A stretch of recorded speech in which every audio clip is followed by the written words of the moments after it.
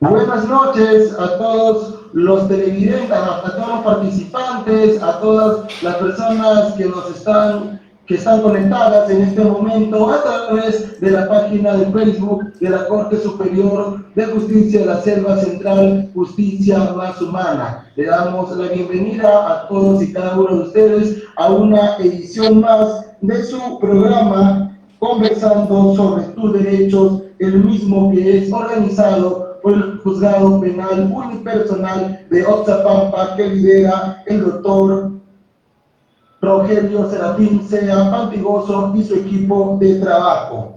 Es así como a continuación dejamos en el uso de la palabra al doctor Sea Pantigoso para que le dé la cordial bienvenida al expositor el día de hoy, que es el doctor Rafael Omar Llanos Gamarra. Doctor Rogelio Sea Pantigoso, buenas noches. Dejamos en el uso de la palabra para que le dé la bienvenida en nombre de la Corte Superior de Justicia de la Selva Central y de nuestro presidente, el doctor Omar Antonio Pimentel Calle. Buenas noches con todos. Ante todo, queremos agradecer por nuevamente estar presenciando este programa que tiene por finalidad llegar a la población, a la ciudadanía en general, a efectos de hacer conocer sus derechos, sus obligaciones, los roles institucionales. El día de hoy contamos con la participación de un destacado abogado, el doctor Rafael Llanos Gamarra, quien es catedrático de la universidad, y un destacado abogado penalista, quien va a tocarnos un tema de trascendencia y bastante álgido en nuestra realidad nacional y principalmente en nuestra realidad de la Selva Central. Es el tema de cómo se va a proteger a la mujer frente a la violencia, ¿no? Va a haber una información que va a ser de sumo interés absolutamente para todos los pobladores. Para ello vamos a contar con nuestras entrevistadoras, la doctora Susana Beatriz Pizarro, la doctora Mara Castro Escate y la doctora Claudia Cristóbal Salvador, quienes van a trasladar las preguntas a la ciudadanía a efectos de que nuestro expositor tenga a bien informarnos sobre las normas que se encuentran vigentes y que se aplican para la lucha contra la violencia, ¿no? También nos va a informar sobre algunas situaciones en las que los ciudadanos pueden asumir para enfrentar un proceso, para conocer lo que es un proceso de violencia contra la mujer e integrantes del grupo familiar. Antes de dar el pase al doctor y a las entrevistadoras, no quiero dejar de agradecer a nuestro presidente, el doctor Omar Pimentel Calle, quien ha tenido a bien señalar como objetivo de la Corte Superior de Justicia de la Selva Central que se haga una justicia más humana. En atención a ello, es que se vienen cumpliendo sus directivas y se viene acercándonos a la población a través de estos programas.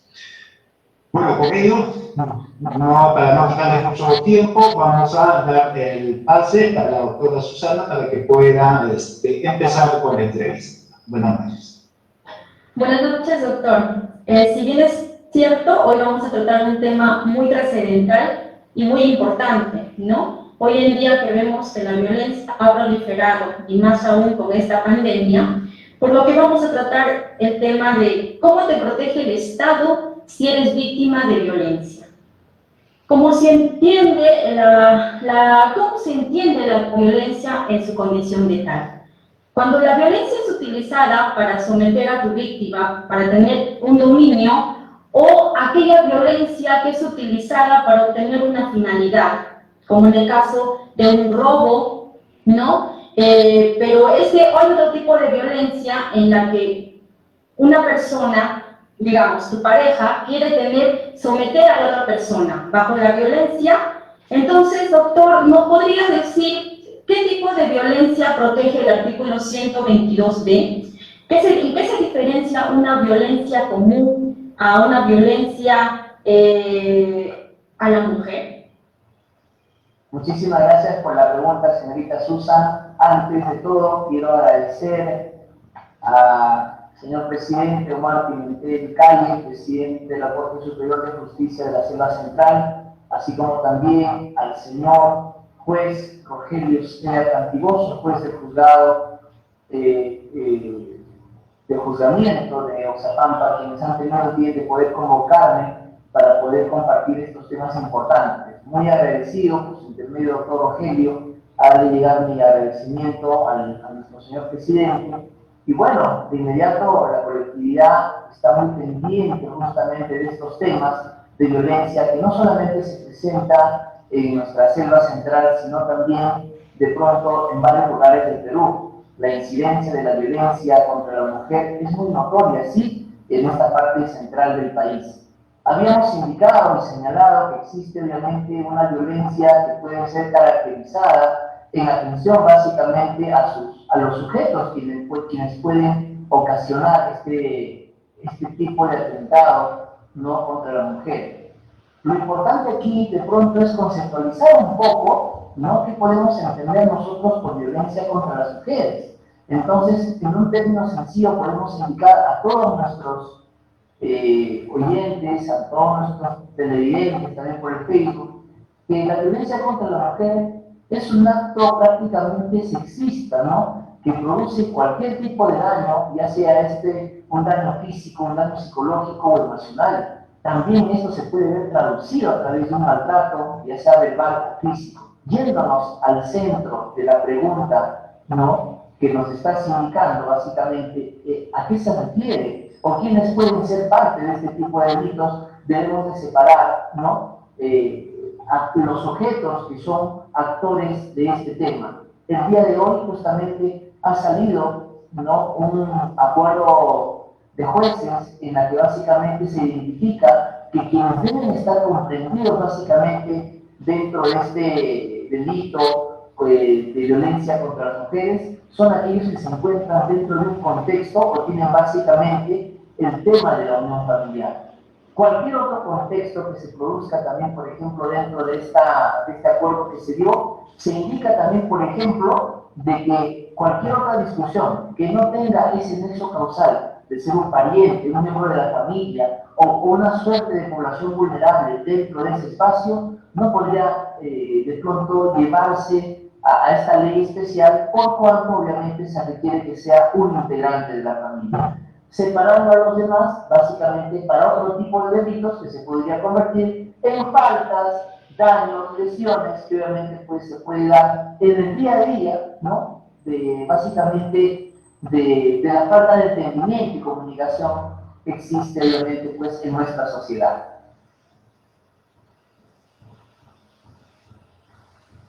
Buenas noches, doctor Rafael. Bienvenido a nuestro programa Conversando sobre tus derechos.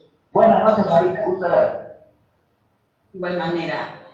Doctor, ya sea en el hogar, en la calle o en los conflictos armados, la violencia contra las mujeres y las niñas es una violación de los derechos humanos, de proporciones pandémicas, que ocurre en espacios públicos y privados, y se manifiesta de forma física, sexual, psicológica, dentro de los más conocidos, ¿no?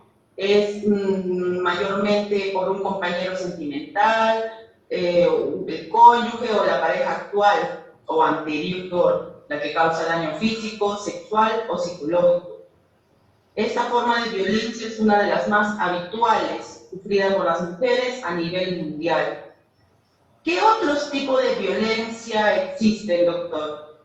Muchísimas gracias por la pregunta. Debemos de poner reconocimiento a la colectividad de que los tipos de violencia que obviamente pues, básicamente se da en nuestra sociedad es nuestra responsabilidad combatir, reducir y de ser posible ya extirpar esta violencia, este tipo de violencia contra la mujer. Obviamente pues se da en muchos aspectos. Por ejemplo, vamos señalando que uno de ellos, por ejemplo, es la violencia económica. Y la violencia económica obviamente pues corresponde a cualquier acción, ¿no?, o acciones básicamente, ¿no?, que obviamente buscan una pérdida de recursos económicos, ¿no?, y obviamente pues mediante un tipo de limitación. Por ejemplo, ¿no?, las mujeres no podrían tener propiedades o hacer uso de su derecho o su individualidad o autonomía de pronto en el manejo del dinero, porque la pareja obviamente se lo restringe. Y esto no solamente es en el caso del varón a la mujer, sino también se puede dar en tipo de viceversa, ¿no? Este tipo de violencia, por ejemplo, es el más común que nosotros encontramos dentro de la práctica, ¿no? De la práctica procesal, ¿no? Porque incluso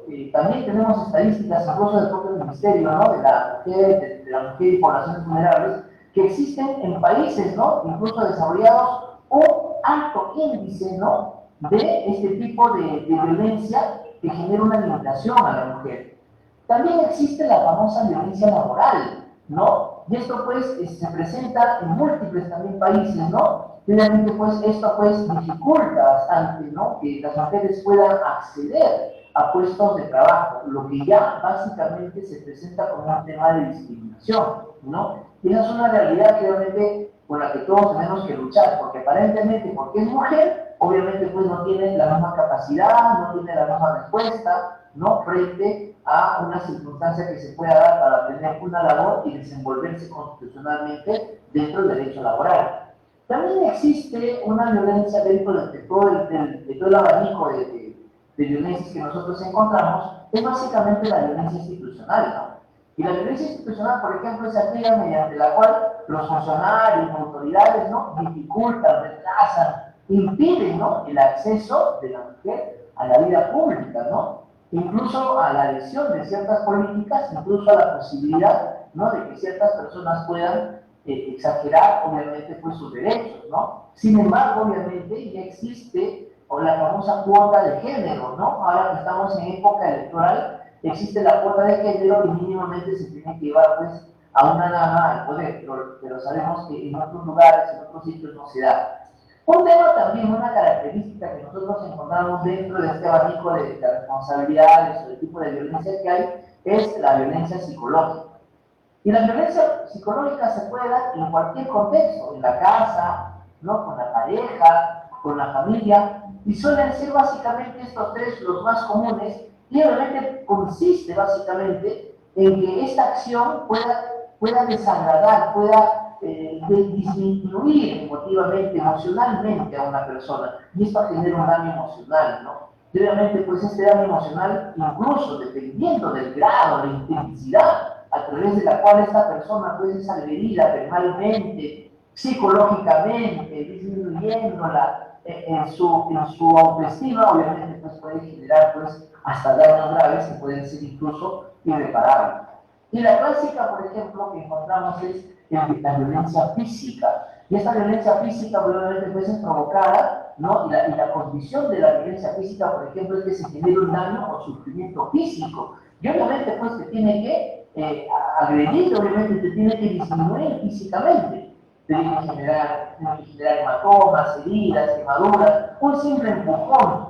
O sea, esto ya se convierte básicamente en violencia física. La más grave que encontramos dentro del abanico de la clasificación de las lesiones o violencias que se dan a las mujeres es la violencia sexual, ¿no? Y esta violencia sexual pues obviamente la entendemos como toda acción, ¿no? Que amenaza o viola, por ejemplo, el derecho a una mujer de poder decidir sobre su sexualidad, ¿no? Y obviamente pues esto básicamente va a contravenir, ¿no? La voluntad de la dama de poder o no tener una libertad conforme lo establecen nuestras normas, nuestras leyes. Y este tipo de violencia puede ser en la modalidad de acoso, en la modalidad de explotación, en la modalidad de abuso, o de pronto también puede darse en la modalidad de simplemente pues intimidación, ¿no? Las amenazas previamente pues se dan a las personas.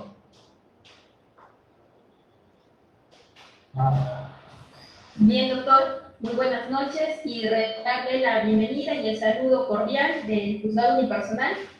Doctor, escuchando atentamente las respuestas y por supuesto deleitando con las respuestas que usted nos brinda, las mismas explicadas, de repente satisfacer las dudas de nuestra audiencia, ¿no? Los mismos son pobladores, ciudadanos en común que de repente no conocen estos temas, pero es muy importante que lo conozcan, que sepan, para poder identificar estos problemas y poder afrontar estas situaciones que se les presentan. En ese sentido, doctor, hemos escuchado respecto a los tipos de violencia que existen y como de repente trabajadores del juzgado hemos visto con mucha frecuencia la violencia psicológica. ¿Nos podría, doctor, usted explicar en qué consiste la violencia psicológica? ¿Qué debemos entender por afectación psicológica, afectación emocional o daño psicológico? Bien, en primer lugar, todos nosotros, todo ser humano mantiene una psiquis que básicamente es determinar la psiquis de una persona va en muchos campos. La emotividad, la autonomía, la voluntad, entre otras. Básicamente nosotros mantenemos un estado emocional, se puede decir, estable, cuando de pronto no sufrimos ningún tipo de alteración, preocupación, molestia o cualquier otra cosa que pueda perturbar nuestro estado mental. Cuando hablamos de este tipo de cosas, nosotros los abogados debemos de profundizar el tema a un nivel psicológico, para que nosotros de pronto, al revisar los informes, por ejemplo, de los colegas peritos, no nos podamos quedar en el aire, no nos podamos quedar básicamente en el limbo de poder conceptualizar este tipo de violencia. La psiquis es afectada cuando obviamente algo perturba al ser humano, algo que mantiene, ¿no?, inquieta la tranquilidad normal que tiene una persona. Este tipo de afectación puede ser como consecuencia de un factor endógeno o puede ser uno exógeno.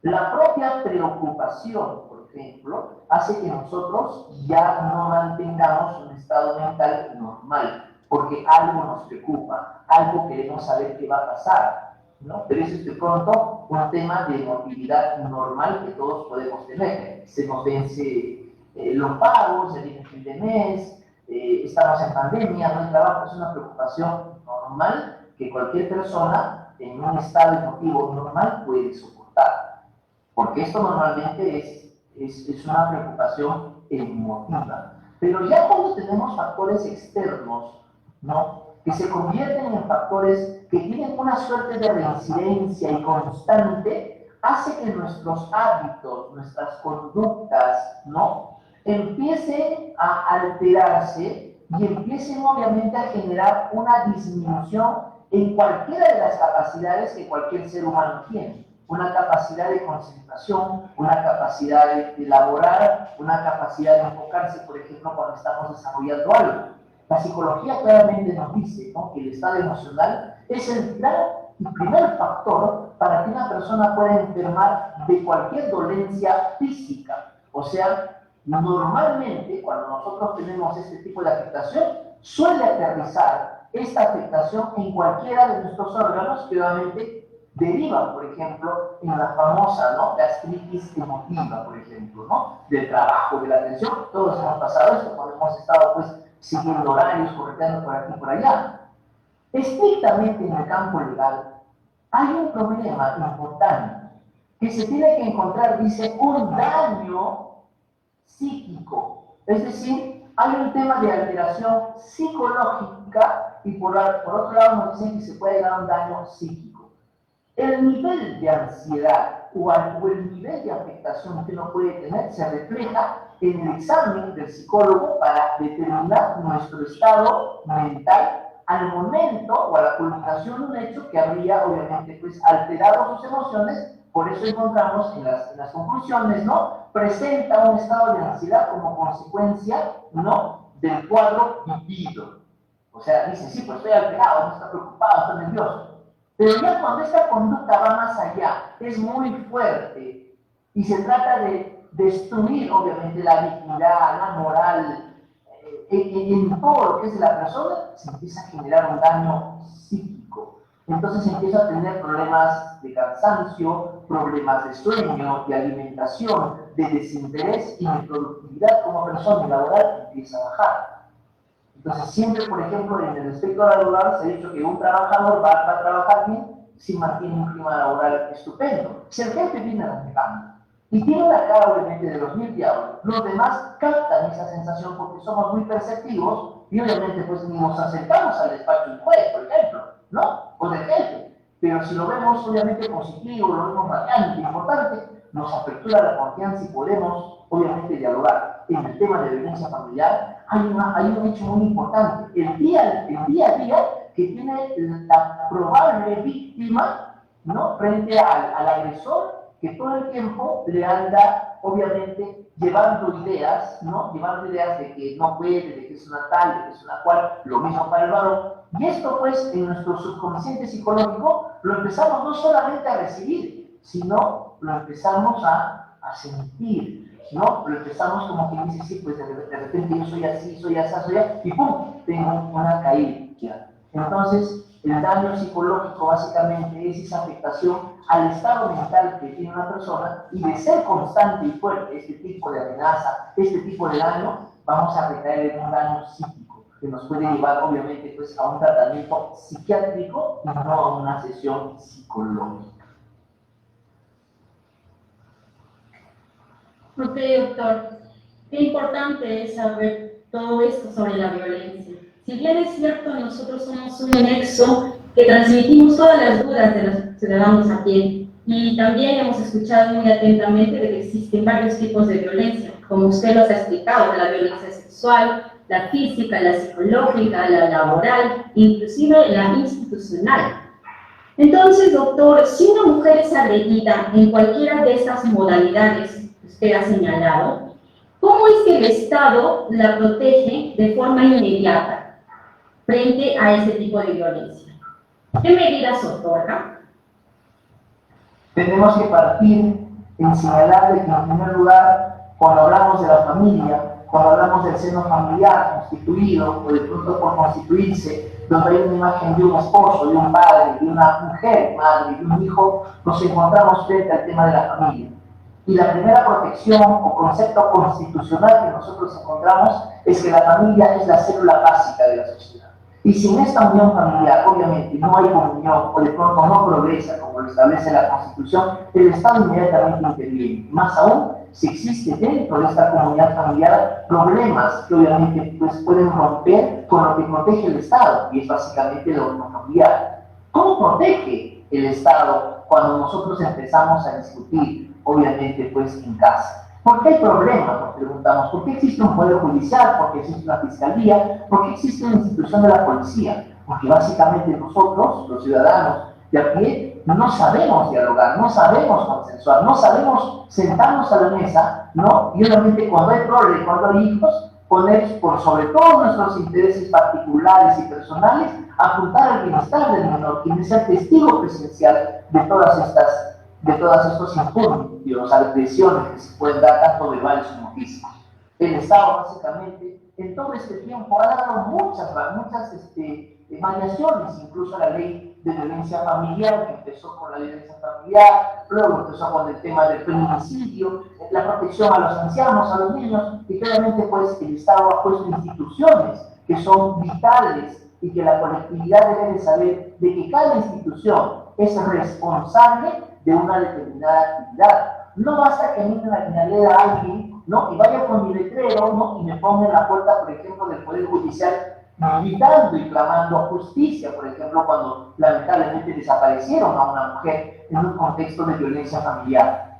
La Policía Nacional, así como también los juzgados de familia, son los primeros en que incluso pueden recepcionar las denuncias de violencia familiar de manera alternativa porque así lo señala la ley. Y ellos deben de poner reconocimiento a quien tiene la responsabilidad de ser el perseguidor de este delito, que es el representante del Ministerio Público. Y obviamente, cuando yo tengo una denuncia de violencia familiar, o me dirijo a la policía, o también, quizás alternativamente, puedo ir directamente al juez de familia, el fiscal tiene 24 horas, ¿no?, para poner, obviamente, de conocimiento de este hecho al órgano jurisdiccional que es el Poder Judicial. Por eso de pronto me podría adelantar en alguna pregunta que nos puedan generar. ¿Cuáles son los espacios de protección que nos da el Estado? Hay dos espacios, el espacio preventivo y el espacio sancionador. El espacio preventivo lo conocemos como ese otorgamiento, ¿no?, de determinadas medidas de protección inmediata que van a limitar, van a disminuir, van a hacer que el agresor diga, oye, ya el juzgado ha ordenado que no me acerque, que no te diga, entre otras cosas, y obviamente pues esta orden es una orden constitucional porque lo emite una autoridad obviamente pues competente para hacerla, por eso se dice que estamos en el espacio preventivo, ¿no? Después de esto, obviamente, el juez devuelve el expediente al representante del Ministerio Público para que pueda realizar todas las etapas de la investigación, obviamente, dentro de sus facultades, para que en ese interín pueda determinar si efectivamente nos encontramos en un acto de violencia contra la mujer o puede ser cualquier discusión de índole familiar que no obviamente reúna pues las características o los requisitos esenciales para encontrarnos dentro de un delito, ¿no?, de violencia contra la mujer, ¿no? Pero inmediatamente el Estado otorga medidas de protección. Son salidas alternativas inmediatas para repeler el ataque de una persona. Se dice que el juez tiene hasta 72 horas para que pueda otorgar estas medidas de protección. Sin embargo, también tiene la facultad de que automáticamente puede otorgar las medidas de protección viendo el nivel, ¿no?, de la agresión y sobre todo viendo el estado de peligro de las víctimas. Y una de las medidas de protección puede ser el apartamiento, por ejemplo, del agresor del hogar conyugal para que ya no se le acerque en un radio, por ejemplo, de 300 metros. Primera etapa, ¿no?, primer espacio de cautela, primer espacio de prevención. Y el segundo es, nos preguntamos también, ¿y ahora y quién se encarga de verificar, ¿no?, de controlar de que lo que ha ordenado el juez se cumpla? La Policía Nacional del Perú puede inmediatamente intervenir cuando se haga una desobediencia a una orden emanada por un juez. Mientras tanto, sigue el proceso penal en la cual va a determinar si efectivamente la denuncia que hemos recibido y las medidas que te hemos dado para protegerte, obviamente, nos darían como resultado un tema de violencia contra la mujer y los integrantes de la familia. Doctor, continuando con el tema de la protección, existen diversas razones por las cuales las medidas de protección que se deben otorgar a las mujeres víctimas de violencia física no son las más adecuadas en cuanto a su oportunidad de expedición. A partir de una inminente agresión intervienen los efectivos policiales, lo sabemos. ¿Quiénes son los encargados de llenar la denominada ficha de valoración de riesgo, que servirá para el posterior dictado de las medidas de protección en la vía judicial? Sin embargo, esta no es la única herramienta en la que el juez podría basarse para dictar dichas medidas. Por tanto, ¿es correcto que solo la policía realice el llenado de estas fichas? ¿O quién debería realizar la ficha de valoración de riesgos y con qué criterios se dictan estas? Para poder completar o rellenar la famosa ficha de la ficha de riesgo, la elaboración de ficha de riesgo, dice claramente la ley de que la policía, ¿no?, el primer término es la que puede hacer este rellenado de esta ficha. Sin embargo, aquí hay una falencia en cuanto a la especialidad, en cuanto a la acuciosidad, en cuanto a la minuciosidad en rellenar este documento.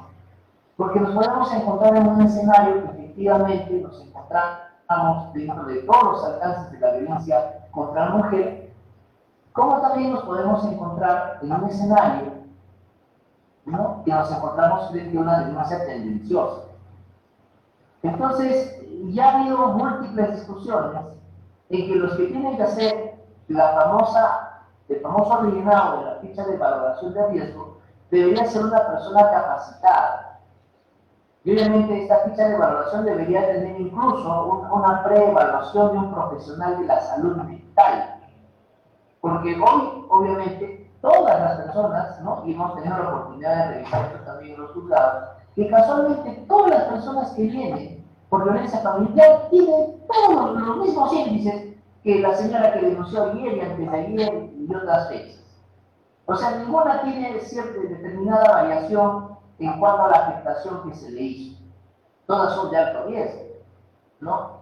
Sin embargo, obviamente, como te digo, debería de haber un personal adecuado. Por ejemplo, el Ministerio de la Mujer y Poblaciones Vulnerables tiene un psicólogo y deberían convocar al psicólogo para que de pronto en una pequeña entrevista que se pueda realizar ipso facto, infragancia se puede decir, pueda más o menos, ¿no?, percibir, ¿no?, el estado de esta persona y hacer una valoración rápida, sucinta, y poder hacer una valoración, obviamente, pues, que contemple algo que el juez, al momento de otorgar las medidas de protección, pueda reflejar una realidad.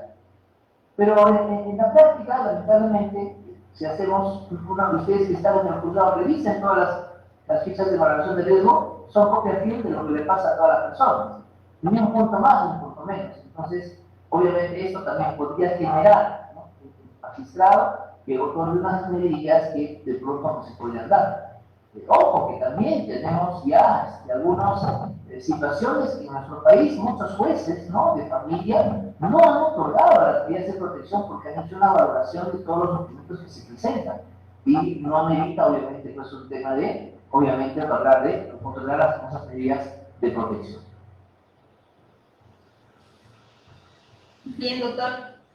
En la misma línea de ideas, doctor, sabemos que de repente las personas que son víctimas de violencia, ¿no?, los ciudadanos que son víctimas de violencia, nos ha explicado usted pues que se les otorga, ¿no?, cuando acuden ellos a exigir, se podría decir en el término para poder entender, ciertas garantías para que cese la violencia, se les otorga medidas de protección.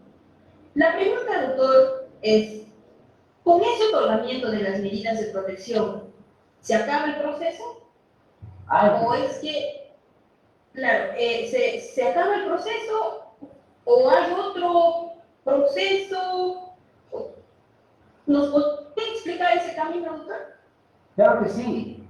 Cuando una persona solicita o presenta la denuncia por el tema del maltrato físico, del maltrato psicológico, ¿no?, que se puede dar, obviamente pues no se acaba el proceso. El otorgamiento de medidas de protección, como hemos señalado, pertenecen a la parte preventiva. ¿Y por qué se otorgan las medidas de protección? Para ordenar al agresor, en primer lugar, que por ejemplo se pueda retirar de la casa donde está agrediendo a una persona. Uno. Dos, se puede incluso dar como medidas el tema de la atención de los médicos, asignación anticipada, entre otras. Pero el objetivo es apartar, ¿no?, quitar ese alto índice de visibilidad que se tiene bajo el mismo techo. Porque lamentablemente también sabemos de que cuando se ordena separar al agresor del techo conyugal, resulta que la casa resulta siendo el agresor.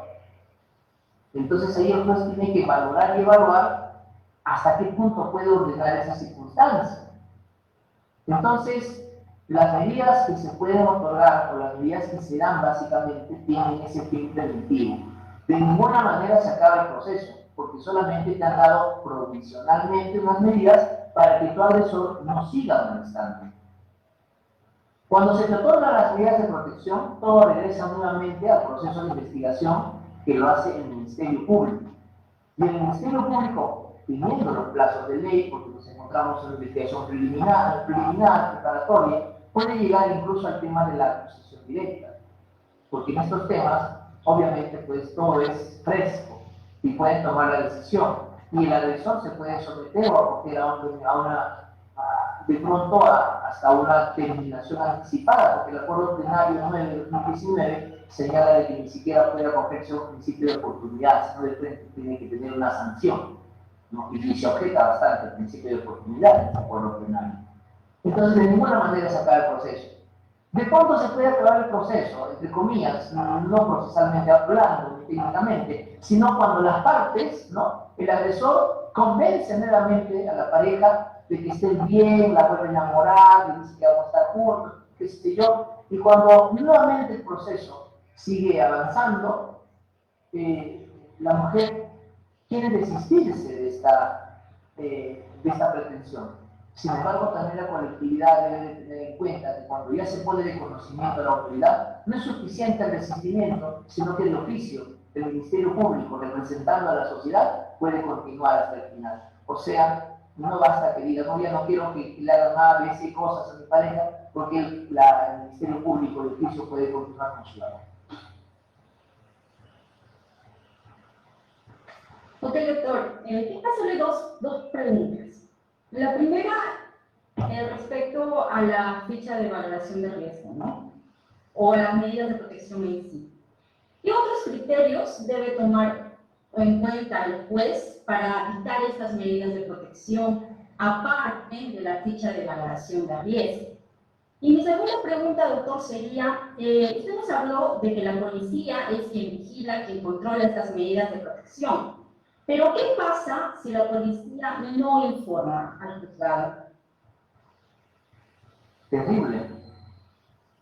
Lo puedo resumir como terrible porque existe una responsabilidad funcional. Hoy los magistrados, los jueces de familia, por mandato legal, tienen, ¿no?, para emitir las medidas de protección 78 horas, no más. Y es a criterio del juez que puede esperar las 72 horas o las puede otorgar de manera inmediata. En el caso de que la policía omita pasar esta información a la fiscalía y por ende llegue al juzgado, está en un terrible, se puede decir, problema penal, porque está en un delito de omisión y cumplimiento de su función. Más aún tratándose de un delito muy delicado que podría acabar con la vida de una persona. Y no solamente sanciones administrativas, sino que las penas para este tipo de circunstancias que se dan en instancia administrativa, policial, Ministerio Público, jurisdiccional, jueces, llegan incluso a penas privativas de libertad de hasta superior de los 5 años. O sea, no es cualquier cosa, porque no se puede jugar con la vida, obviamente, de las personas. Y yo tengo un caso práctico para comentarles, en un tema que está pasando ahorita en la Fiscalía de la Victoria y San Luis en Lima, porque estamos allá, ¿no? ¿Qué sucede? Que se han pedido medidas de protección antes de la pandemia. Y hasta la fecha, hoy 29 de octubre, no se otorgan las medidas de protección por tema de pandemia. ¿Qué dicen? ¿En qué se escudan? En la suspensión, dice, de los plazos procesales por pandemia. En este tiempo, quien pide, por ejemplo, la medida de protección es el papá. Y en este tiempo la mamá se ha ido a otra comisaría y le han dado las medidas de protección automáticas. Y dentro de las medidas de protección han ordenado que el niño que estaba con el padre regrese al seno de la madre. Pero hay un dato aquí. El padre pide medidas de protección porque la mamá es una adicta a la marihuana y tiene problemas ya de esquizofrenia. Y en el tiempo que el niño estaba con la mamá, este niño es maltratado física y psicológicamente. Y el niño tiene pavor de regresar con su madre. Miren el daño que se ha generado ahorita, porque en la Victoria, San Luis, no han puesto de conocimiento al juez de estas medidas de protección. Y del otro lado, donde está la mamá que tiene problemas de alteración mental, ya han dado las medidas de protección y el juez le ha dicho que el niño retorne con la madre. Entonces, fíjense el daño irreversible que puede pasar. Ahora se encuentra en un estadio de apelación, porque están sacando ya, por ejemplo, el informe del Arco Herrera, en la que esta señora, por ejemplo, ha intentado matarse delante de su hijo, y el juez ha ordenado que se vaya con su madre. ¿Qué pasa si Dios no quiera, sucede algo más? Es responsabilidad. Este es un caso de la vida real. No digo no del expediente, pero esto que está pasando en este momento. Entonces, la policía, ¿no?, los amigos de la policía de manera inmediata tienen que poner el conocimiento fiscal y para este tipo de delitos, en la cual la vida de un ser humano y sus integrantes está en riesgo, de ninguna manera se puede aceptar o admitir su demora en un tema de pandemia o suspensión de los plazos.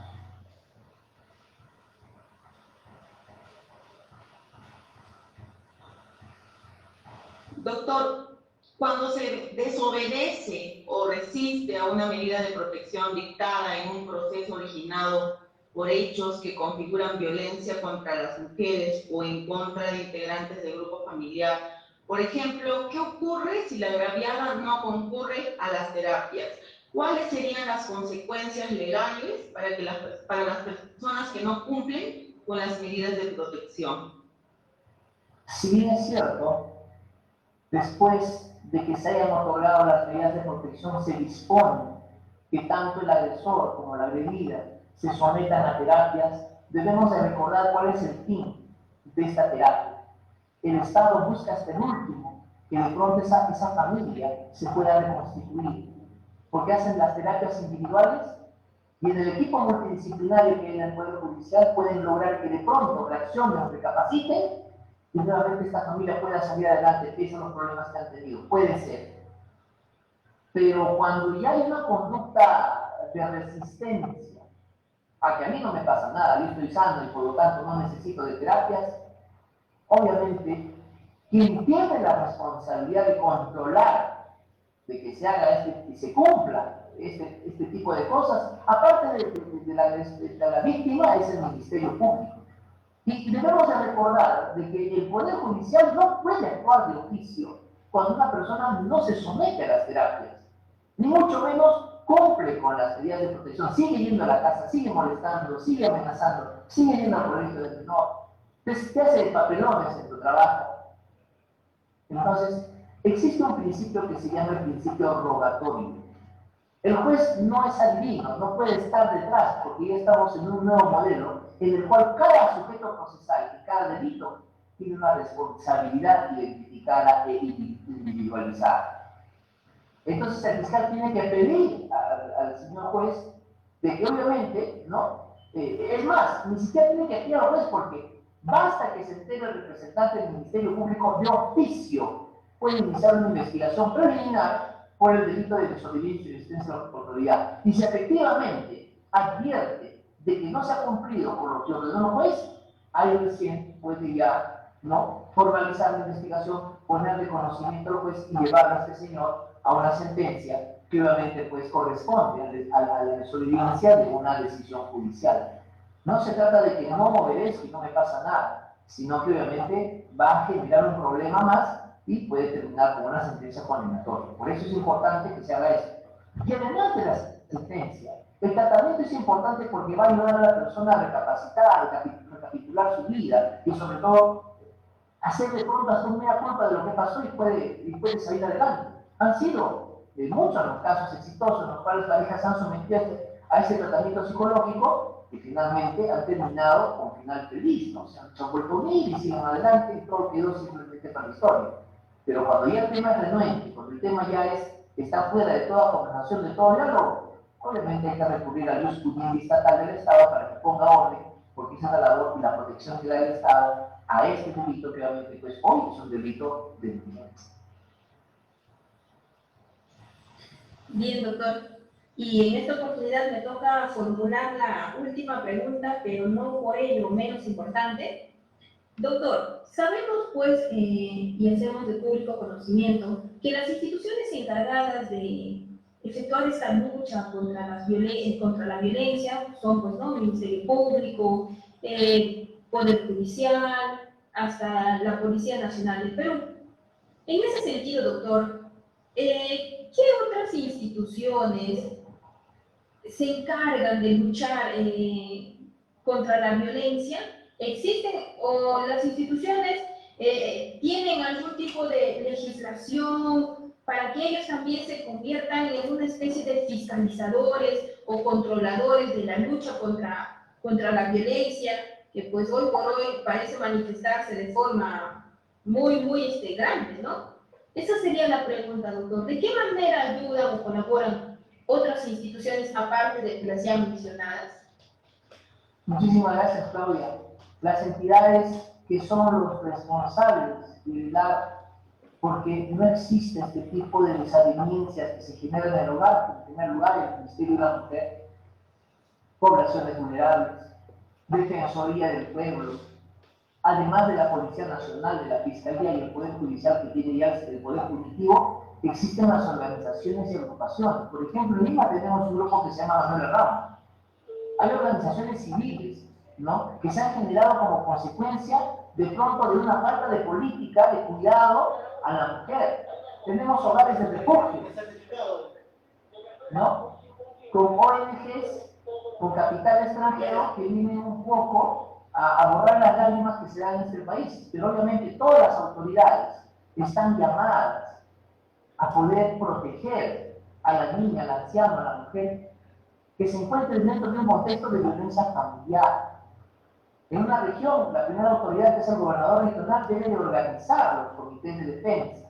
El alcalde debe también, de manera articulada, ¿no?, con la defensa pública, el Ministerio de Justicia y todos, hacer un engranaje para que se adopten políticas, ¿no?, obviamente de discusión, prevención y erradicación, ¿no?, de este tema, que obviamente se presenta por desconocimiento justamente de la colectividad, porque no saben a dónde acudir, a dónde ir, o simplemente están rendidas a tal punto en esa amenaza, que simplemente a veces hasta esperan la muerte.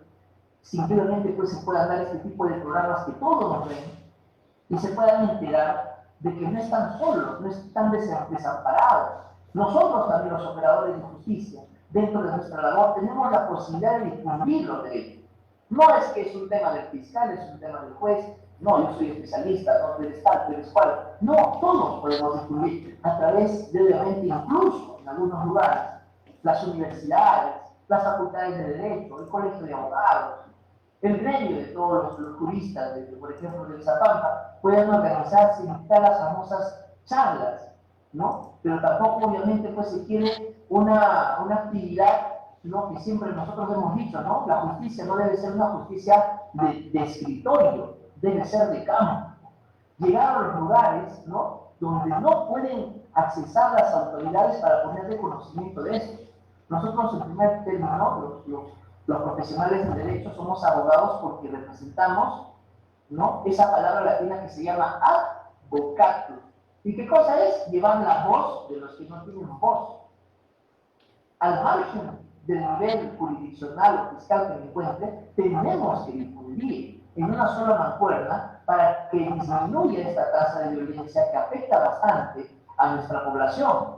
Y así de pronto no tengamos niños, adolescentes, jóvenes que crecen con resentimientos sociales y tengan como opción delinquir, porque no crecieron en un hogar normal, porque no tuvieron ese tema de movilidad mental sana, de no crecimiento, si no tuvieron apoyo. Entonces tampoco nosotros podríamos reclamar tanto a las familias si nosotros como autoridades tampoco hicimos algo. Alcaldes, jueces de paz, gobernadores, tenientes gobernadores, los representantes del presidente de la República en cada departamento tienen la obligación de crear un proyecto, ¿no?, de intervención social para poder llegar a todos los lugares y que obviamente no exista más desapariciones y golpes a nuestras mujeres, niños, ancianos, así como también a los varones, que también ya está incrementándose en un alto índice, no por violencia que sufren por parte de la mujer. Los varones no denuncian por vergüenza, por ejemplo, ¿no? Y algunos pues están totalmente ya destrozados, ¿no?, psicológicamente, y recuperarlos obviamente también requiere de una intervención estatal para que puedan también recuperarlos psicológicamente.